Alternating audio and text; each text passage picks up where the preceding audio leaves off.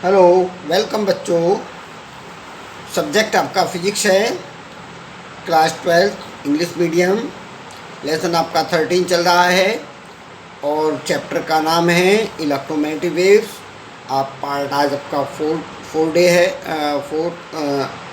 मतलब second day है। Second fourth part आपका हो रहा है। आज डेट आपकी 29 है। तो ये जो क्वेश्चन मैं आपको डाल रहा हूँ 2021 में आपको आएगा, इसे तैयार करना है। Prove that transverse nature of electromagnetic wave. सिद्ध कीजिए इलेक्ट्रोमैग्नेटिक वेव ट्रांसवर्स नेचर में ट्रांसवर्स होती है, इसे हमें सिद्ध करना है। तो इसको सिद्ध करने के लिए सबसे पहले मैं आपको थोड़ा ग्राफ में बताना चाहता हूँ कि जो हमारी ये तो एक्स एक्सिस है, ये डायरेक्शन ऑफ प्रोपागेशन वेव होती है। वाई एक्सिस होती है, ये इलेक्ट्रिक फील्ड की होती है। जो जेड एक्सिस होती है, मैग्नेटिक फील्ड की होती है। इलेक्ट्रोमैग्नेटिक वेव में तो मैग्नेटिक इलेक्ट्रिक फील्ड होता है, एक मैग्नेटिक फील्ड होता है। यहाँ डायरेक्शन ऑफ प्रोपागेशन वेव होती है। तो हम क्या करते हैं, टू रेक्टेंगल लेते हैं, रेक्टेंगल दो लेते हैं, उनको कंबाइन करके हम एक क्यूबॉइड बनाते हैं। क्यूबॉइड में हमारी एक तो एक्स एक्सिस होती है, इसको डी शॉर्ट में डी एक्स कह दिया, वाई एक्सिस के लिए डी वाई कह दिया और जेड एक्सिस के लिए डी जेड कह दिया। ओके, ये हमने डिस्टेंस मान ली है अपनी कैलकुलेशन को कंप्लीट करने के लिए। तो अब इसमें देखोगे फेस, इसमें 6 फेस हैं। 6 फेस में इसके अंदर कोई चार्ज नहीं रखा है, तो इसका इलेक्ट्रिक फील्ड हमने आउटवर्ड दिखाया है, दूसरी तरफ से भी आउटवर्ड दिया है। तो अब ये आप देखेंगे कि जो हमारी इलेक्ट्रोमैग्नेटिक वेव ट्रेवल करती है, इलेक्ट्रोमैग्नेटिक वेव ट्रेवल करती है, तो ट्रेवल करने पे हमारे जो फ्लक्स चेंज होता है, फ्लक्स से इलेक्ट्रिक फील्ड प्रोड्यूस होता है। तो हम ये कह सकते हैं कि let us consider electromagnetic wave propagating along the X axis. जो हमारी इलेक्ट्रोमैग्नेटिक वेव है वो एक्स एक्सिस के अलोंग प्रोपेगेट करती है। The wave front will be plane parallel to Y Z. जो हमारी वाई और जेड हैं, जो हमारा ये प्लेन वेव फ्रंट है, इन दोनों के पैरेलल होगा। जब ये पैरेलल होगा वाई जेड प्लेन के, वाई जेड प्लेन है ये हमारा, इसके पैरेलल होगा, क्योंकि ये दोनों कैसे आपस में पैरेलल होंगे इसके। तो हम ये कह सकते हैं, सपोज पैरेललोपाइप्ड विद साइड्स, ये पैरेललोपाइप बना दिया। पैरेललोपाइप ने D X D Y D Z parallel to the X axis Y axis Z axis हैं रेस्पेक्टिवली। तो हमारी ये एक्स एक्सिस के लिए, वाई एक्सिस जेड एक्सिस के लिया गया। तो अब हमें इसे कैलकुलेट करने के लिए now apply the Gauss theorem. According to the Gauss theorem, Gauss law, total electric flux through its 6 faces will be 0। जो 6 फेस से हमारा इलेक्ट्रिक फ्लक्स पास होगा वो 0 होगा। एक ही फेस होगी, एक ही 2, ऊपर 3, नीचे 4, 5 और ये 6 फेस हो गए। 6 फेस से जो हमारा फ्लक्स पास होगा वो कितना होगा, 0 होगा।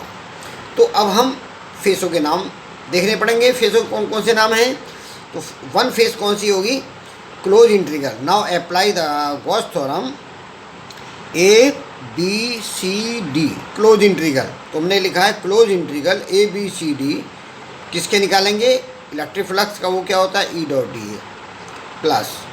अब इसके सामने फेस कौन सा हो गया, इसके सामने जस्ट ये हो गया, तो ये कौन सा, ई एफ जी एच। तो हमने दूसरा ले लिया, ई एफ जी एच हो गया है। अब हम इसके बाद आगे चलते हैं। तो हमने ये ई एफ जी एच लिया, इसके बाद दूसरा देखेंगे close integral B C G F E dot D A.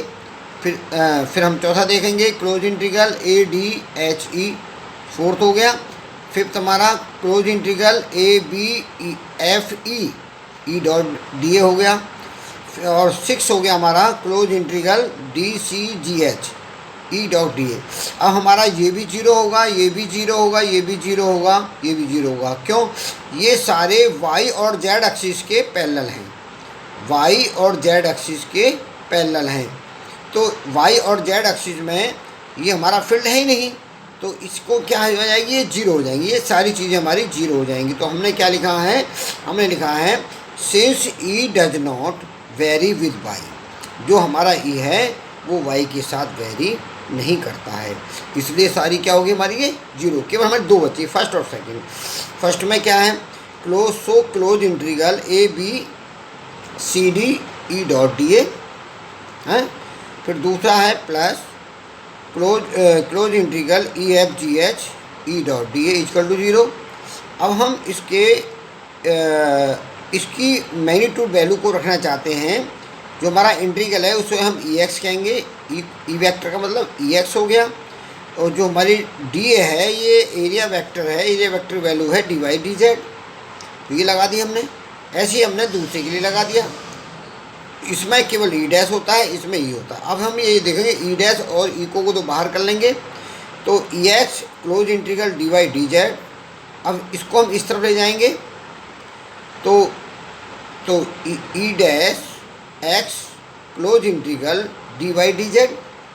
अब ये क्या होगा, क्योंकि यहाँ तो ये माइनस हो जाएगा क्योंकि अपोजिट डायरेक्शन में आ रहा है, तो ये इससे कैंसिल हो गया। तो E X equal to E dash X वापस लाएंगे तो क्या हो जाएगा, जीरो। लेकिन हमें ये कहना है कि both electric field and magnetic field are perpendicular to the direction of propagation wave, so the electromagnetic wave is transfer of nature. तो इलेक्ट्रोमैग्नेटिक वेव हमारी ट्रांसफ़र ऑफ नेचर में होती है। ये मैंने आपको समझा दी, इसे आपको तैयार करना है। अब देखिए इसमें जो होमवर्क आपको करना है वो क्या क्या है। एक तो कंप्लीट वर्क, इस वर्क कॉपी को कंप्लीट करो। दूसरा टुडे वर्क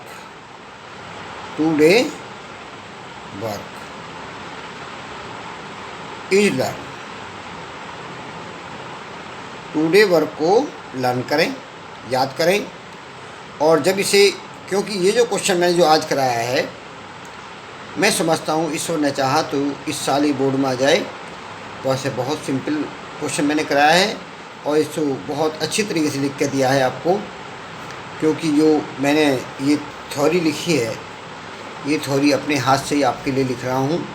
इसे अच्छी तरह आप तैयार करने, यदि आप इस ऐसे समय में भी इसको अच्छी तरह आपने तैयार नहीं किया तो आप और कोई समय आपके लिए सफिशिएंट नहीं रहेगा। तो मैं ये समझता हूँ इस पूरे को आप तैयार करें। मैंने संक्षेप में लिखा दिया है और ये लॉन्ग क्वेश्चन है, इसे आप तैयार करेंगे तो आपके लिए बोर्ड के लिए बहुत अच्छा रहेगा और अच्छे मार्क्स आप प्राप्त कर सकते हैं। अब यथा समय आपका कल ये क्लासेस स्टार्ट होंगी, इसे आप तैयार करके लाना है। ओके।